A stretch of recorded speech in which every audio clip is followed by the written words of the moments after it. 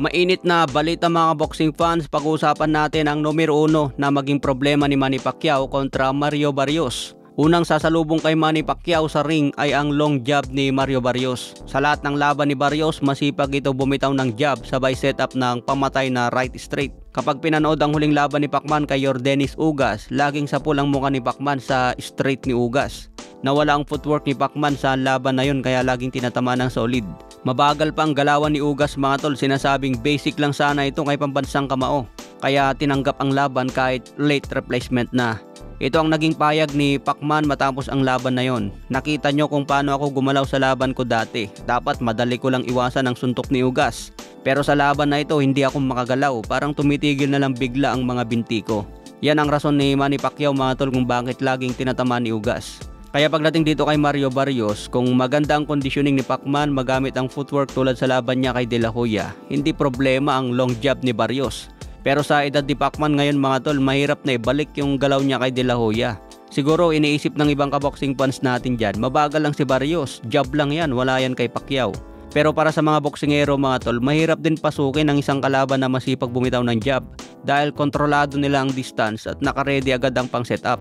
Pero sa husay ni Pacman at experience, tingin ko ito rin ang pinaganda nila kay Barrios. Para sa kalidad ni Pacman, basic na lang ang estilo ni Mario Barrios. Pero sa edad niya ngayon na 46, isang challenge na ito para sa ating pambansang kamao. Kung mapapansin ang mga training ni Pacman ngayon, mas mabilis pa rin siya mag-shadow boxing kumpara kila Mark Magsayo na super featherweight. Welterweight division lumalaban si Pacman pero yung bilis niya, base sa mga video nila, mas mabilis pa rin ang suntok ni Pacman. Normal kasi ang bilis ni Pacman mga tol, hindi yung pilit para magmukhang mabilis lang. Kaya iba talaga ang nag-iisang pambansang kamao. 46 na pero kumakamada pa rin. Ngayong July 19, muling gugulatin ni Pacman ang mundo ng suntukan.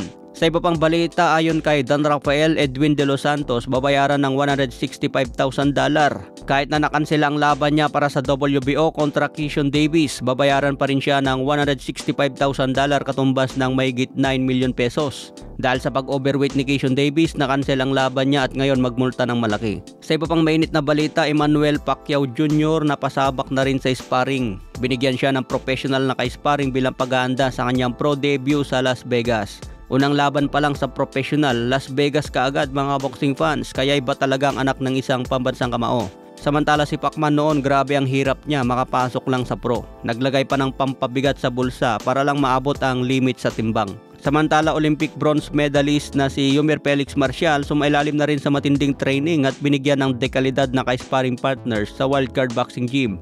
Ito ay bilang pag-aanda sa kanyang laban kontra Alexis Gaitan sa Las Vegas, Nevada. Isang dream come true ito para kay Marcial dahil matagal na daw niyang pangarap na mapasama sa undercard ni Pacman.